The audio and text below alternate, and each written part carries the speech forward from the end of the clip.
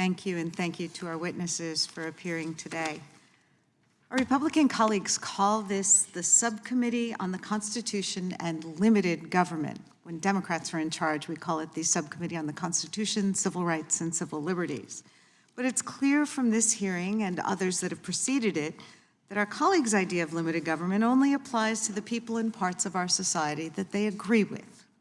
Otherwise, this administration and its allies are more than happy to use the power of government to ruthlessly intrude in Americans' lives, whether it's interfering in people's private medical decisions made between themselves, their families, and their doctors, banning children's books and censoring what history they can learn in school, or silencing people in institutions for speaking out or working for causes that right-wing extremists disagree with.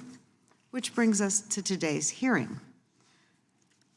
This is just the latest act in a growing assault against organizations that serve an important function in our society. While today's hearing targets one particular group, the Southern Poverty Law Center, it's part of a much larger attack than on just one liberal institution. It's part of a broader strategy by the Trump administration and its congressional allies to silence and intimidate civil society. Civil society is not a concept that we've had to think about much in these United States of America, because for the most part, our leaders and government have generally respected our bedrock American values of free speech and thought, and the equal and fair application of our laws, even when applied to those with whom we disagree. Civil society is the diverse range of institutions and people distinct from our government that includes non-government organizations, universities, cultural institutions, religious congregations, clubs, the free press, social movements, and active citizens, indivisible groups. Civil society is a key part of our social fabric and serves all of us by providing information and opportunities for engagement, delivering important services, upholding our rights, and helping to keep our government accountable. These are organizations that Americans trust and contribute to because they support our neighbors and our communities, and because they work to promote the common good and a better America. But this administration and some of its supporters have taken steps to undermine and dismantle these civic institutions in order to stifle dissent and consolidate power. In the words of conservative columnist David Brooks, quote, "What is happening now is not normal politics. We're seeing an assault on the fundamental institutions of our civic life, things we should all swear loyalty to, Democrat, Independent, or Republican. This is a single effort to undo the parts of civilizational order that might restrain Trump's acquisition of power," end quote.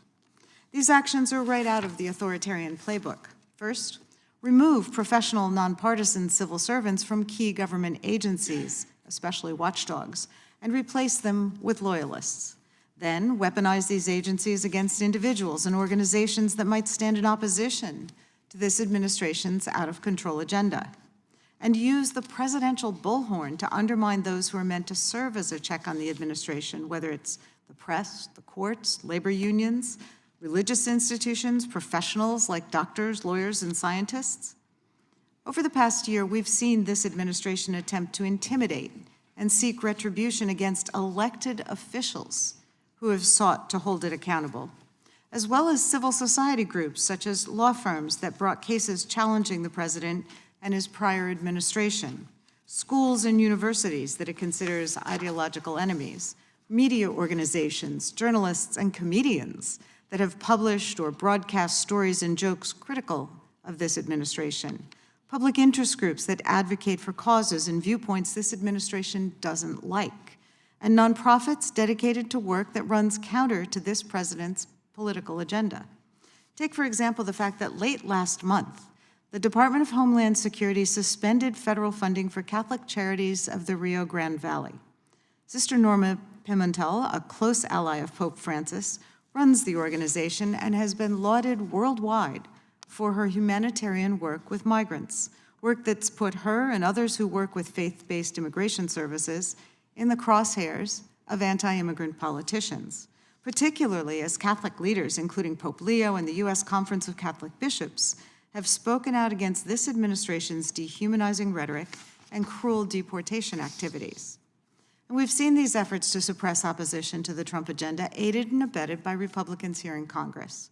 They've supported unilateral White House efforts to rescind congressionally approved funding and bully the media, law firms, universities, and nonprofits, despite their big talk about freedom, individual liberties, and yes, limited government. Instead, we now see this administration and its congressional allies attempting to paint ideological opponents as domestic terrorists.